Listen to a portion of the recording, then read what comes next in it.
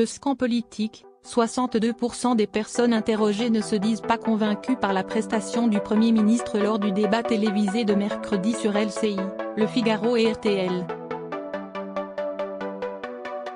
Les échanges furent vifs, virulents, excessifs parfois.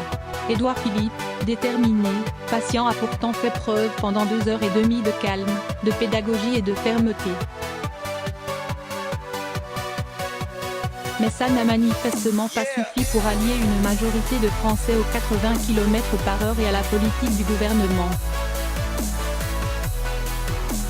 Répondant à 10 Français, le Premier ministre, invité mercredi soir de l'émission La Grande Explication sur LCI, Le Figaro et RTL, n'a pas séduit une majorité de Français.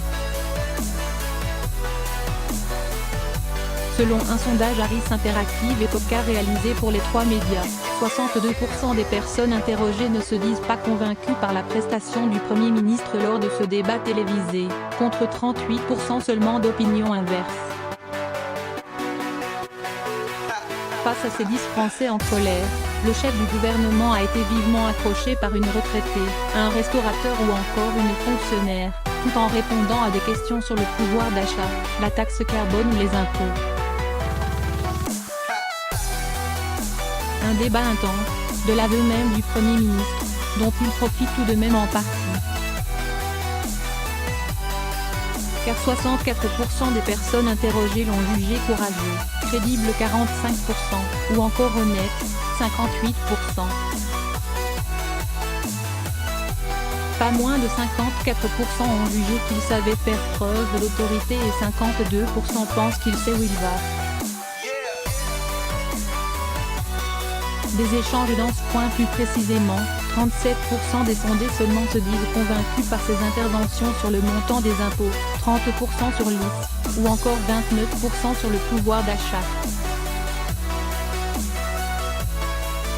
Avec 44% de personnes convaincues, le chef du gouvernement s'est en revanche montré davantage persuasif au sujet du RIC. À l'issue de l'émission, Édouard Philippe a lui-même reconnu que les échanges avaient été particulièrement intenses, mais pas violents, tandis que notre collaborateur Yves Tréhard, animateur ce mercredi de l'émission, les a lui qualifiés d'une violence inouïe. Un motif de satisfaction tout de même, 49% des personnes interrogées disent néanmoins avoir eu une bonne opinion d'Édouard Philippe pendant le débat télévisé.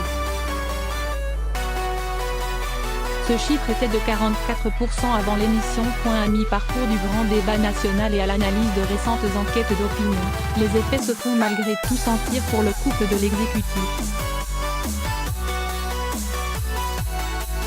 Emmanuel Macron et Édouard Philippe ont gagné chacun 6 points en un mois au classement des personnalités hip-hop fiduciales pour Paris Match et Sud Radio publié mardi.